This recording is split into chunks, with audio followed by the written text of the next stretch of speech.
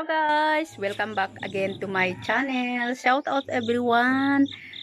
Saan man kayo sulok ng mundo guys, kumusta kayong lahat? Maaga ngayon dito sa lugar namin. Yung guys ay pagi. Ayan mga bahay ng aking mga kapitbahay. Ito yung aking bahay, ito yung aking side.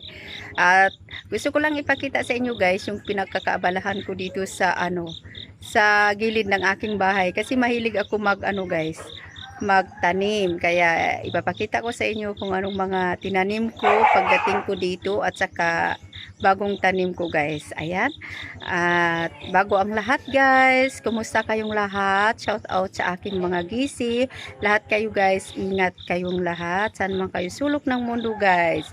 At shout out kay Lola Becky. Ingat ka dyan sa Amerika. Hello everyone. At ngayon guys, start na tayo sa aking ituro ko kayo sa aking mini garden dito sa aking house guys. Ayan guys, ito yung aking bahay. Andito yung aking mga tanim. Tingnan nyo itong mga tanim ko guys.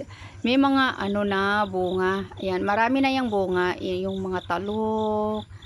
At saka pinagkainan na namin yan guys. Pasensya kayo na sa yung background ko kasi may aso. Ayan. Tanim ko yan sila. Mga yan. Marami yung bunga guys. Yung kinain na namin yan kasi ilang na yan. Isang buwan na siguro. At saka ito sili guys. Yan. May sili, 'di ba?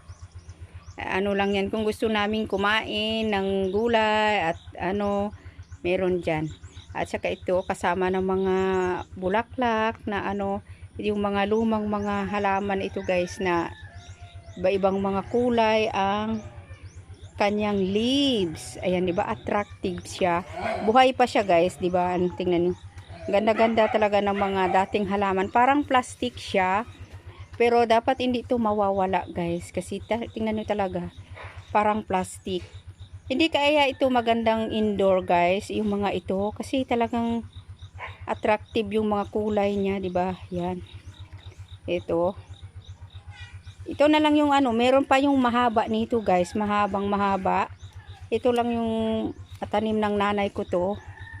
At saka ito. Iba naman ito. Hindi ko alam kung anong klaseng bulaklak ito.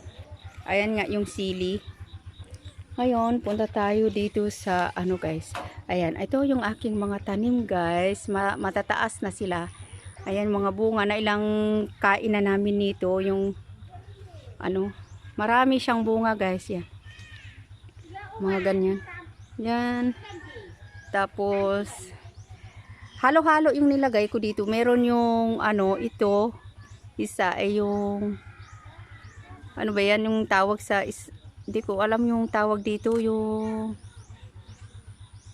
ewan ko ba guys. Ito yung may malaki na naman dito guys. May itim-itim siya kasi nag-spray ako ng ito naman ay upo. Ayan. Ay marami siyang meron akong sugar cane dyan. Yan yung sugar cane dyan. Kaya maraming mga tanim dito guys na may mga kamatis yan. Binenta ko pa na nga yung bunga ng mga kamatis dito guys. Ayan.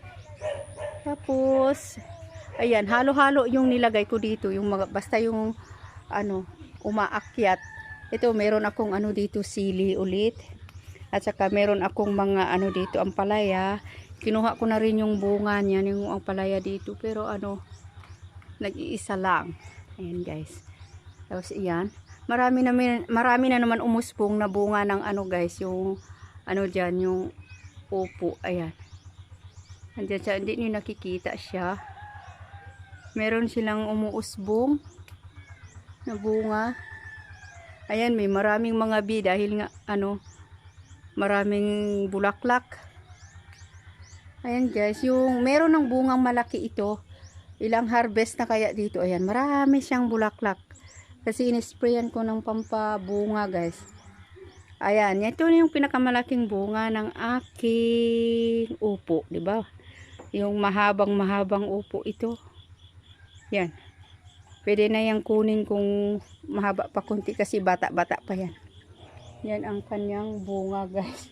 Kaya shout out sa lahat ng mga mahilig mag-garden sa kanilang mga bahay. Hindi na kailangan guys na lumayo para ano yan. Ito nagkuha ako nito sa gilid ng ilog kasi magandang dito sa gilid. Ayan yung mga sugar cane, yung mga ito yung ginawa kong ginagawa ko lahat yan, pinapaakyat ko dyan sa taas guys, dyan. Ayan yung aking ginagawa dito sa gilid ng bahay. Yan.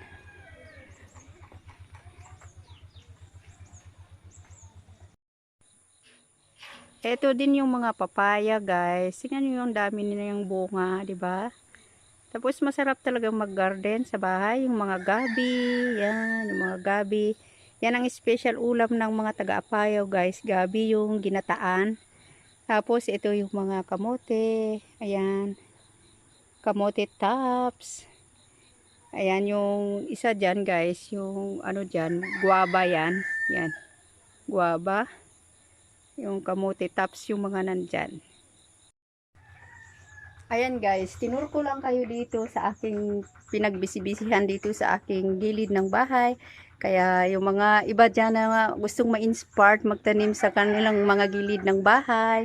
Ayan, very easy guys, madali. Kung gusto nyo mag-ulam ng madalian, meron kayong kukunin dyan sa At saka guys, nakakatanggal ng stress ang magtanim at saka makakita ng bunga ng inyong mga pananim guys. Yan ang pinagagagawa ko dito minsan.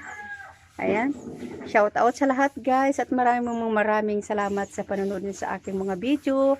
At don't forget to subscribe my channel guys. At yung mga bagong pumunta sa aking mga video, thank you very much.